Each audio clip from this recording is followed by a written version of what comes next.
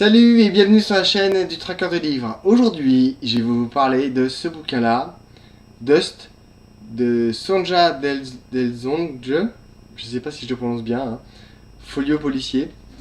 D'ailleurs, je la remercie parce que elle a eu la gentillesse de me répondre quand j'ai posté son livre sur Facebook. Et donc, je la remercie parce que c'était bien sympathique de sa part. Et voilà, j'ai une vraie découverte aussi pareil. Je suis un peu tombé dessus par hasard. Au début, je reconnais que j'étais un petit peu hésitant parce que ça semblait quand même bien sanglant et c'est pas forcément le type de bouquin sur lequel je me jette. Mais déjà, j'ai trouvé l'idée différente, originale. Une française exilée à New York, une profileuse spécialisée dans le genre et qui vit à New York et qui un jour est réveillé en pleine nuit par quelqu'un qu'elle connaît bien au Kenya, le patron de la police de Nairobi, qui fait appel à elle parce que ils ont découvert depuis plusieurs mois, ils sont sur une enquête qu'ils n'arrivent pas à comprendre et ils n'ont rien. Des croix ensanglantées avec aucun corps. Alors, ils font appel à elle et quasiment tout de suite, une fois qu'elle est arrivée, elle analyse les lieux du crime et elle découvre quelque chose. Alors je reconnais que son analyse au départ me laisse un peu dubitatif, je m'attendais pas forcément à ça. Mais ma foi, on se laisse un petit peu, on se laisse prendre par le truc et après ça choque pas plus que ça.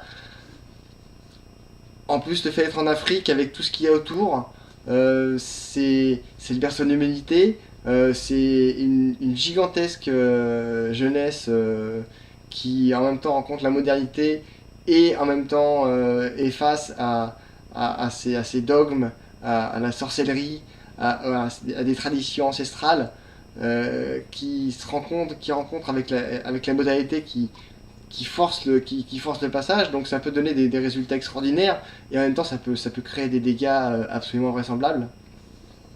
Et donc on est confronté à une histoire qui est quand même terrible, hein. Ça vise les albinos qui sont poursuivis parce qu'ils sont albinos, parce que où on y voit le diable, où on y voit quelque chose, une forme de médicament qui permettrait de donner tout un tas de choses.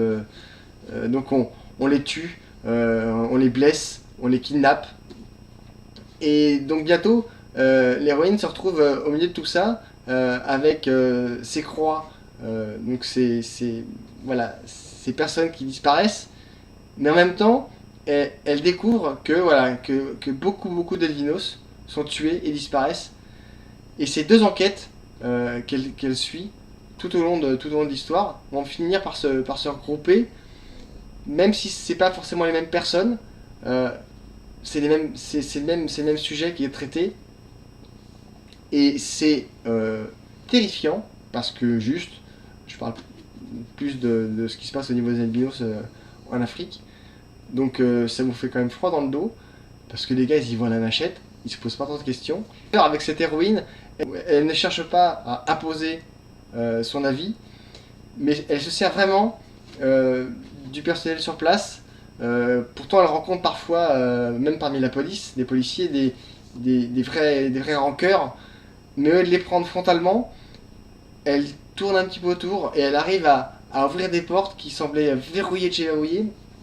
Et plus on avance, plus on découvre des choses, et plus l'auteur nous plonge dans un cauchemar littéralement, parce que ça devient à un moment donné, moi j'ai terminé le bouquin, j'étais le cœur au bord des lèvres parce que c'était dur, mais en même temps c'est parfaitement écrit, parfaitement structuré, parfaitement raconté, l'histoire est bonne. C'est une enquête qui est très bien faite.